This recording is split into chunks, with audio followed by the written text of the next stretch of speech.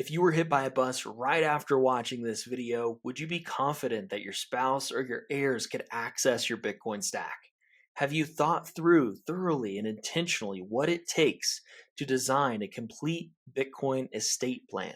To be honest, as financial planners for Bitcoiners, this is the most common blind spot that we see among our clients or the prospects that we talk to. Even those who may have an estate plan in place for all of their other assets, for whatever reason, they have not incorporated Bitcoin into that estate plan. Or many don't have anything in place at all.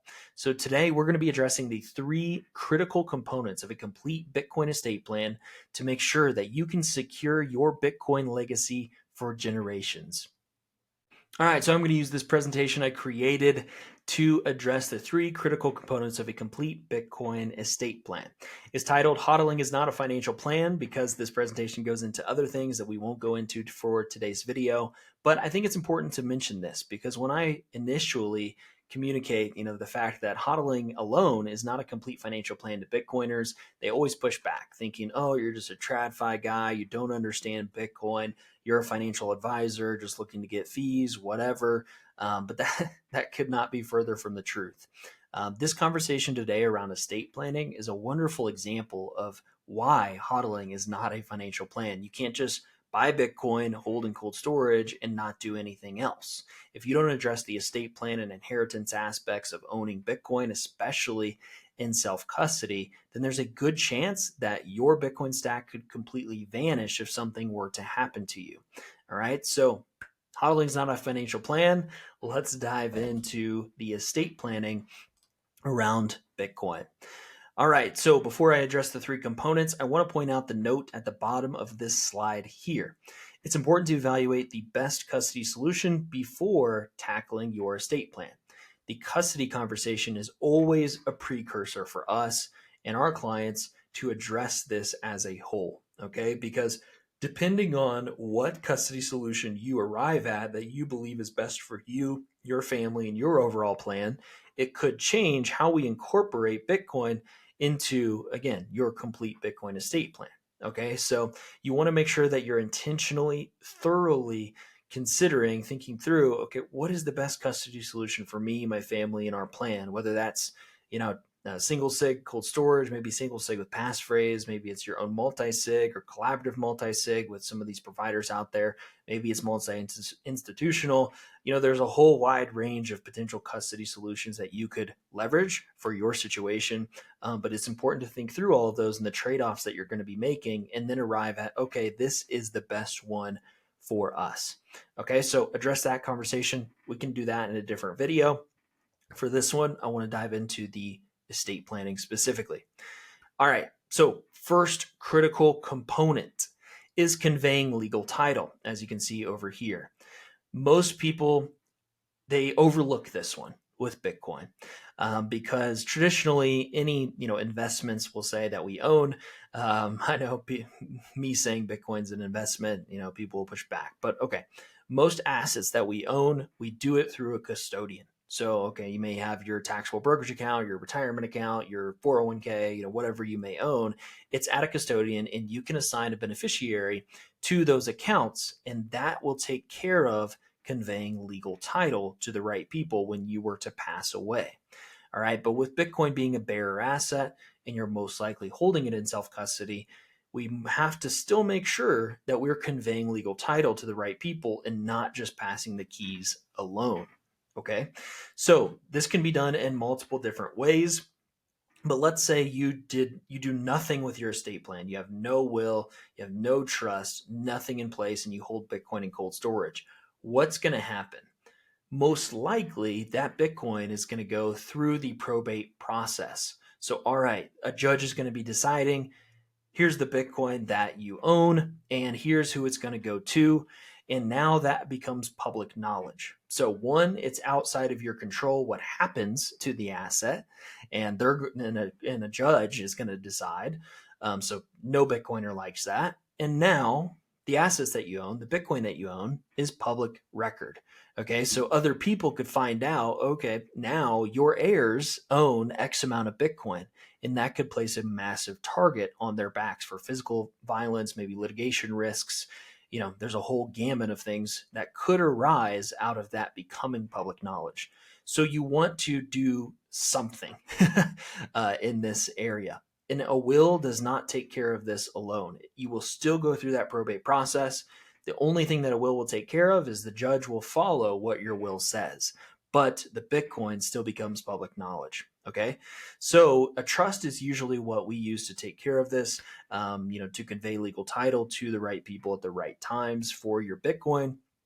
And, I won't go into that conversation in detail today, but just know that that's what we typically use with clients to take care of that component of a complete Bitcoin estate plan.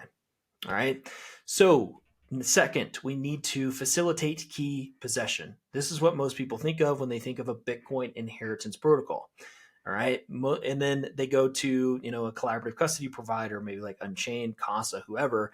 And they're like, well, I have to have collaborative custody to have a Bitcoin inheritance protocol. Not true. Your inheritance protocol is simply the documentation of what happens and how your executor, your heirs, are going to take possession of the keys. You don't need collaborative custody in order to take care of this. Could it help facilitate key possession? It could, but it's not the only solution to this problem. All right. So the second critical component is making sure that you have clear documentation for your heirs. Maybe it's for your spouse or your kids or the executor of your state. Whoever is going to take care of this if something happens to you. You must have this all documented out of, okay, here's what happens to my Bitcoin, and here's how to access it if something happens to me. All right. So that's the second critical component of a complete Bitcoin estate plan. Third is education. Most people will be like, well, what do you mean by education? I mean, I feel like my Bitcoin inheritance protocol kind of takes care of that. Well, just because your heirs can access the keys to the Bitcoin doesn't mean that they understand, one, what Bitcoin is, two, how to incorporate it into their own financial future. One specific scenario that I see as a major risk is for families with young kids. All right. Let's say that, you are the Bitcoiner and you have a wife and two young kids. You and your wife go on a trip, leave the kids with maybe the grandparents back at home, and something happens to you guys, maybe a plane crash or you get into a car crash or something happens and both of you were to pass away. All of the sudden now you have young kids, and whoever is going to be the guardian of those kids is going to be the steward of the assets on their behalf. So maybe this is your brother or, your parents or whomever it may be, but now all of a sudden they are looking after the Bitcoin for your kids.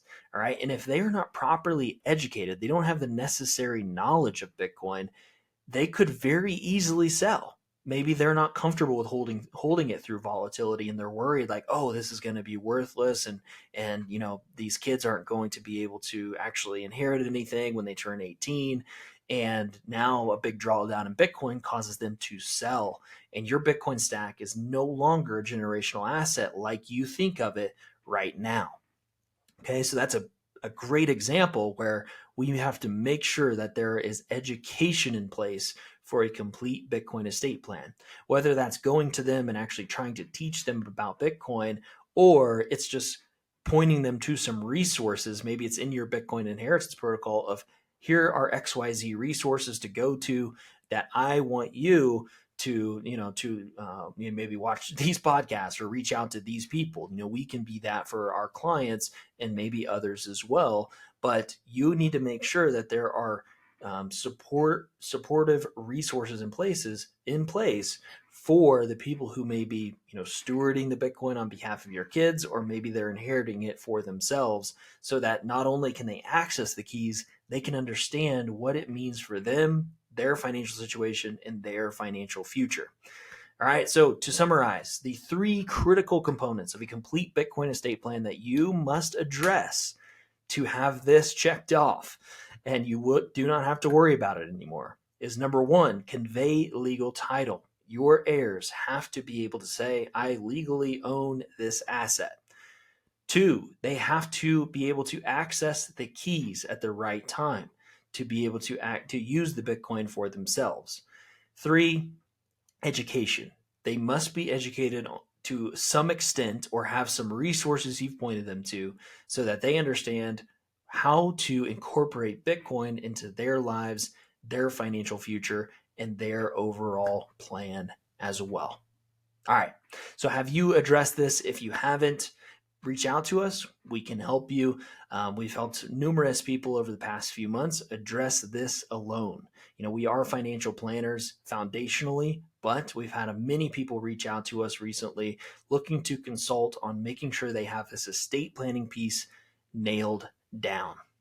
If you have any questions, leave it in the comments or in the replies. But those are the three critical components of a complete Bitcoin estate plan.